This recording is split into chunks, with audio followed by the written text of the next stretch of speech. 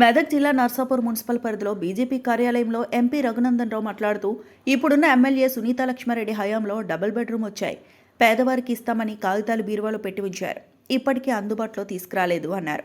కవిత కొత్త పార్టీ పెడుతోంది, చాలా కష్టపడుతోంది, పేపర్లో వచ్చే విధంగా ఎన్నో విషయాలు తీసుకువస్తుంది. నేనే ఒక మీడియా సమావేశంలో కవిత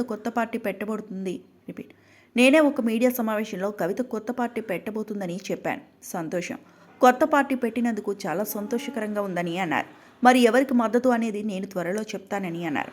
కాంగ్రెస్ బీఆర్ఎస్ పార్టీలు దుబ్బాక ఎలక్షన్లపైన నాపైన ఎన్ని విధాలుగా ప్రయత్నించినా, నాపై ఎన్ని ఆరోపణలు చేసినా ప్రజలు బీజేపీ ప్రభుత్వం చేసిన హామీలను, సంక్షేమాలను గుర్తించి నన్ను ఎంపీగా ఎన్నుకున్నారని అన్నారు.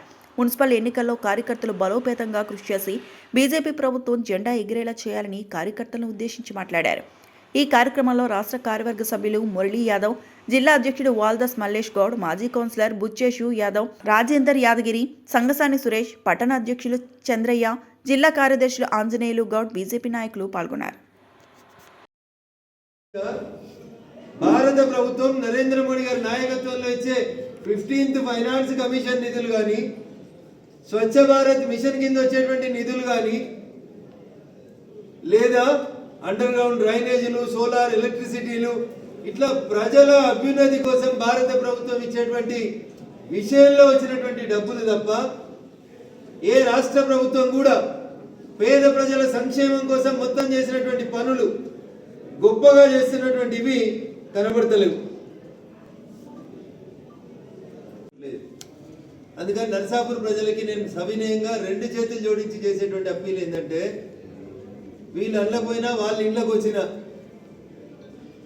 కాంగ్రెస్ టీఆర్ఎస్ అయింది, టీఆర్ఎస్ కాంగ్రెస్ అయింది తప్ప కొత్త ఏం లేదు. ప్రస్తుతం మన శాసనసభ్యురాలు గతంలో మంత్రిగా చేసిరు కాంగ్రెస్లో, ప్రస్తుతం టీఆర్ఎస్లో ఎమ్మెల్యే ఉన్నారు వారు.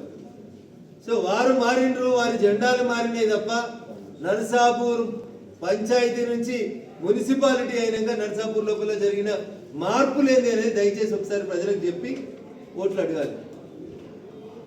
కేసీఆర్కి నేను క్లాస్ పిల్లర్ల మీద తీసుకొని మెట్రో వేసినట్టు ఏమని అడుగుతున్నాను. స్ట్రైట్గా గుమ్మడిదల నుంచి నర్సాపూర్లో దిగేదాకా స్ట్రైట్గా రావాలి రోడ్ అనేది నేను రిక్వెస్ట్ చేస్తాను. సో దానివల్ల ఏమైందంటే అది 1 కిలోమీటర్కి దగ్గర 150 కోట్లు ఖర్చు అవుతుంది. ఎలివేటెడ్ కార్యాలయం వేస్తే భూమి మీద రోడ్ వేస్తే 5 కోట్లు 10 కోట్లు ఖర్చు అవుతుంది. నేషనల్ హైవే పిల్లర్స్ వేసి నేషనల్ హైవే చేస్తే 1 కిలోమీటర్కి 150 కోట్లు. ఇప్పుడు శ్రీశైలం డిపిఆర్ రెడీ అయింది, 55 కిలోమీటర్లు రెడీ చేసి దాదాపు 10,000 కోట్లు అవుతుంది అన్న 55 కిలోమీటర్లకి. మనది చిన్నది 10 కిలోమీటర్లని రిక్వెస్ట్ చేస్తాం. సో రోడ్డు వెడల్పు నా ఉద్దేశం కాదు, అంటే మెయింటెనెన్స్ చేస్తున్నాం, కలరింగ్ చేపిస్తున్నాం, స్టిక్కరింగ్ చేపిస్తాం. ఇంకా 2 వ్యక్తులు సుదీర్ఘకాలం పాటు రాజకీయం చేశారు. అయితే వాళ్ళు లేకపోతే వీళ్ళు, లేకపోతే ఒకసారి నువ్వు ఉంటావు, సార్ నేను ఉంటాను, పంచుకున్నారు, బయటికి కొట్లాడినట్టు కనబడ్డారు. ఈ 2 కొట్లాట లోపల ఏం జరిగింది నర్సాపూర్ మున్సిపాలిటీలో డెవలప్మెంట్ అనేది ఒకసారి. భారత ప్రభుత్వం నరేంద్ర మోడీ గారి నాయకత్వంలో ఇచ్చిన మధ్యలో గెలువ యొక్క రోడ్డు తప్ప మిగతా రోడ్లలో ఏ రోడ్ అన్నా నున్న ఉందేమో ఒకసారి చూడు. పాత పాలకవర్గం వేసిన సీసీ రోడ్లలో ఎన్ని సీసీ రోడ్లు కరెక్ట్ ఉన్నాయో చూడు. పగిలిపోకుండా ఉన్న సీసీ రోడ్లు ఎన్ని చూడు. సైడ్ రైళ్లు కడితే పూర్తి చేసి గృహప్రవేశం అయినేమో ఆలోచించుండ్రి. ఇలా ఒక బోయపల్లిలో కనబడేది కొద్దిగా వస్తుంటే వారు కాంగ్రెస్ ఇచ్చిన 6 హామీల గురించి మళ్ళీ దరఖాస్తులు తీసుకోరేంటు. దేనికైనా ఆల్రెడీ దరఖాస్తులు తీసుకున్నారు, కట్టలు కట్టిర్రు. ఆ కట్టలు ఆఫీస్కి వచ్చినప్పుడు స్కూటీల మీద రోడ్ల మీద పడ్డాయి. అవి కంప్యూటర్ లెక్కలేదు. గరీబులకు ఎవరికి డబుల్ బెడ్రూమ్ ఇల్లు పంచలేదు. పాత ప్రభుత్వం సగం కట్టి వదిలేసిన ఇల్లు కట్టలేదు. మొత్తం కట్టి కిటికీలు మర్చిపోయిన ఇళ్ళని పంచలేదు. వీళ్ళు వచ్చి 5 లక్షలు ఇచ్చి ఇందిరమ్మ ఇల్లు కడతామని 2 ఏళ్ళు అయితే 2 ఏళ్ల తర్వాత మళ్ళీ ఇలా హామీల కోసం దరఖాస్తు తీసుకొని మనం నిజాయితీగా గట్టిగా పనిచేద్దాము అంటూ ఇంకా ఏడాదైతే అన్ని ఎలక్షన్లు అయిపోతాయి.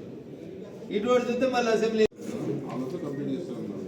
సో రెండొక ఆలోచన ఏంటంటే రాష్ట్ర ప్రభుత్వానికి ఏ రకంగానైతే గ్రామ పంచాయతీల కోసం 3,500 కోట్లు మార్చి 31 దాటితే చెల్లకుండా పోతాయి, కేంద్ర ప్రభుత్వానికి వాపసు పోతాయని పంచాయతీల ఎలక్షన్లు పెట్టినరు, అట్లే అదే మార్చి 31 లోపల పురపాలికలకి మున్సిపాలిటీలకు ఎన్నికలు ముగింపు చేయకపోతే 950 కోట్లు మున్సిపాలిటీల కోసం భారత ప్రభుత్వం పంపించినటువంటి పైసలు మురిగిపోయేటువంటి అవకాశం ఉంది. అందుకని ఆగమాగం ఆదరబాదరగా ఏదో ఒక రకంగా మమ అనిపించేటువంటి కార్యక్రమాన్ని కాంగ్రెస్ పార్టీ చేస్తుంది తప్ప కాంగ్రెస్ పార్టీకి ఎన్నికల సంస్కరణ మీద చిత్తశుద్ధి లేదు, పేద ప్రజల ఆలోచన, పేద ప్రజల ఆకలి మీద పట్టింపు లేదు. ఏదో మరిన్ని అప్డేట్స్ కోసం మా ఛానల్ని సబ్స్క్రైబ్ చేయండి.